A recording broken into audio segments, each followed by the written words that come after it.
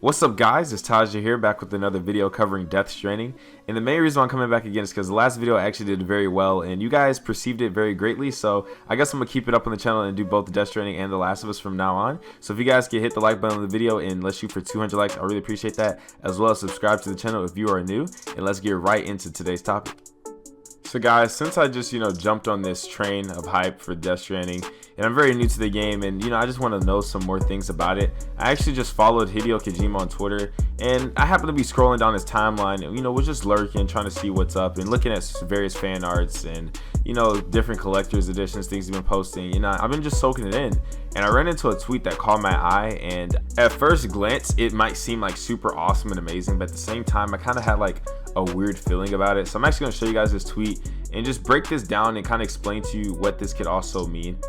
So the tweet states, Death Stranding has the element of something never existed before. The gameplay, the world atmosphere, the visuals which we aim to create. The studio I established with tiny indies, but trying our best to deliver the product launching on November 8th, still in crunch time of development. So when I first read this, I'm like super amped, like it kind of hyped me up a bit. I'm like, bro, this is like awesome. Like this guy's saying this game has something that we've never seen before. And if I was to be honest, I've already been pretty much hyping up The Last of Us Part 2 and saying it's such a technical improvement and it's going to be full of things we've never seen, such as its AI advancements. And that's all true. The Last of Us Part 2 holds a lot of weight and it's a lot of things that we have not seen in the game. But he's saying Death Stranding has something that's never existed before, and that actually just makes me wonder, like, what could that be? And he also talking about the gameplay, which is also dope. Like, I already talked about how diverse the gameplay is and how impressive, like how impressed I was by it. I feel like I could hold it up pretty high and say that it probably would never get boring, just because how it's just so diverse. I feel like this game is like, it has just a lot in one, to be honest. And he also talks about like the world atmosphere, and this game's atmosphere, it has it all. It has the creepiness, it has the mystery, it has the bright looking things, like it looks happy at some points, like, and it also has despair. Like this game has like every emotion mixed into it, I feel. And I feel like that's also great because, I feel like this game will it could probably have happy moments and very sad moments and high highs and low lows. Like, I feel like this game will be very broad with its atmosphere.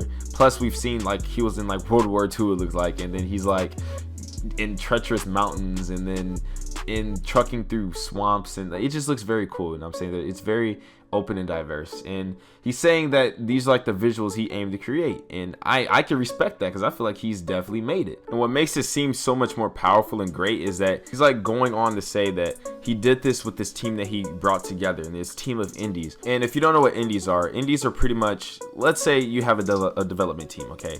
So AAA is like high budget, lots of money, really big team of like hundreds of employees, but an indie is more like low budget, small group of people from like 5 to 10, and they all work on the game. There's not very many big departments, and they're all working together to do everything. They all work on everything at once, you know what I'm saying? They don't have certain big teams for each thing, and if they do, it's probably only like 1 to 2 members per team of parts of the game.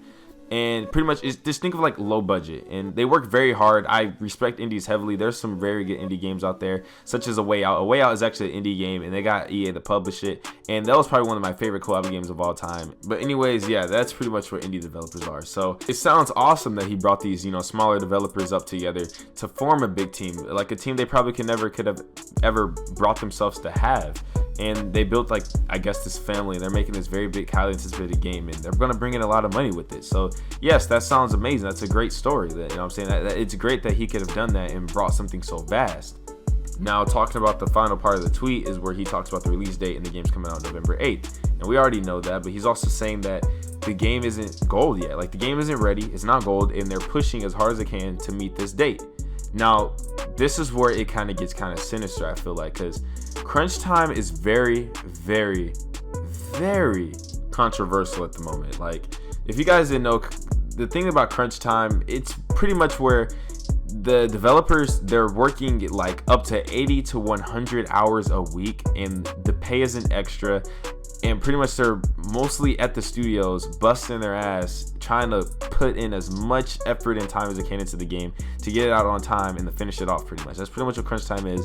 And some of the reason why this is so like looked down upon is because they're working big amount of hours, and they can go periods of time without seeing their families, periods of time of probably not even going home to sleep, nights where they stay at the studio. Like, it can be very bad. And even though they're working to make something as so great and, you know, so highly something successfully acclaimed that we could all just enjoy and feast our eyes upon and love, it's taxing on the people who are actually working on the game, and it can be very hard on their lives. So that's why I kind of use the word sinister for it. Like, I'm not just trying to say that these people are awful. I'm not saying that that's exactly what's going to happen. I'm just saying that's just some occurrences that we've had in the video game industry in the past, and people have been very vocal about their opinions on this. And, you know, I will leave some tweets on the screen you guys can read. They just really want these developers to take their time and if they have to delay the game, so, you know, that the team can work healthily and actually get the game out and not be, you know, go through stress and go through these different problems that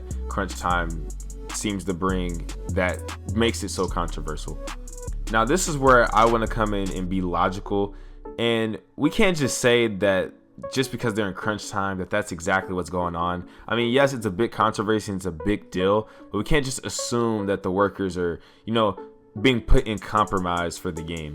Plus, as well, even if they did want to push the game back, you gotta understand, you can't just simply delay your game. And especially at this point, I feel that they just came out and gave us the release date for November 8th. You guys have to remember, Sony doesn't really have any other games on their belt left other than The Last of Us Part 2 and Ghost of Tsushima. Those are like the last two big games of the PlayStation 4, and they're pretty much going to spread those out. So no, this game would have to come out in November, because if Death Stranding gets pushed back, that's going to interfere with The Last of Us Part 2 and their release date, as well as it will also interfere with Death Stranding's time, because these games have to come out they're literally on a time-based schedule at this point, because the PlayStation 4 only has a year left. Like, in next holiday season, we're going to be moving into the PlayStation 5.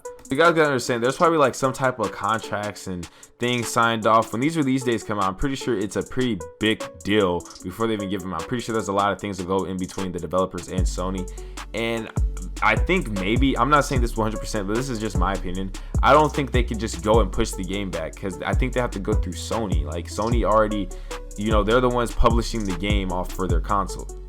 So let's say they want to push their game back so they can slow down their work. This is where Sony can come in and be like, you can't push the game back. Like, what do you mean? Like, we have to have this out by November, which in turn could put pressure on the team to try to go into crunch so they can finish it on time. Now, I'm not saying that's 100% what is going on right now, because, you know, I don't work over at Hideo Kojima Studios, and I definitely don't work at Sony. I'm just a person who I feel know how business kind of works in the industry. I'm just giving my opinion on what could be happening. Now, I'm also not saying that this is what's happening. I'm just saying this is a plausible idea, if you get what I'm saying. But at the end of the day, I mean, we can't really help what's going on. So hopefully, I just want to send out the best prayers and wishes for the guys over at those studios. Hope they're doing all right. Hope they're putting in the great work ethic that they know they have. And I hope, you know, nobody's being treated unfairly or being overworked. But at the end of the day, I guess it really is what it is. There's nothing we can really do about it. And I just want to say that this game it's going to be great. It's going to be a masterpiece. It looks amazing. And I just want to say that no matter what this development crew is going through, I know that they put their blood, sweat, and fucking tears into this, because this game looks super phenomenal. I can't wait to play it. And in all honesty, maybe their crunch time could be of complete innocence, and they do want to truly finish the game for the players, for the people like us, the fans who've been waiting for the game. Yeah, remember, the game was announced back in 2016, so they probably don't feel like they want to hold it off any much longer. They're just trying to pump out their content and get it out to us, you know what I'm saying? It's kind of like me. I crunched out videos for you guys, even like right now I'm recording this video at 5 a.m. and I haven't had any sleep yet, but I'm doing it for the love and the passion I have for YouTube. So we can't just always say that everything's so sinister, you know what I'm saying? So I'm pretty sure, you know, they know what's going down. Until we have people from the inside actually complaining and coming to us, we can't really, you know, talk down, or, you know, we can only just give advisements, which that's what people's been doing, so I respect that. So I mean, yeah, that's pretty much everything I have to go over in this video. Hope you guys enjoyed. I love this game so far. I love looking into this thing. It's just a great passion, and I'm glad that I'm branching out to other things, and I hope you guys really enjoy these Death Stranding videos, because I have a lot more to come. And don't worry guys, I will be having more Last of Us information as well. So if you guys could like this video for me, let's shoot for 200 likes. That'll be much appreciated. As well, subscribe to the channel if you're new. I upload daily videos, mostly covering The Last of Us Part 2, but we're also branching out to Death Stranding and probably other games coming to the near future. So yeah, this is definitely a place to be. and I'm pretty sure you guys really love hearing it. I'll see you guys tomorrow with another banger.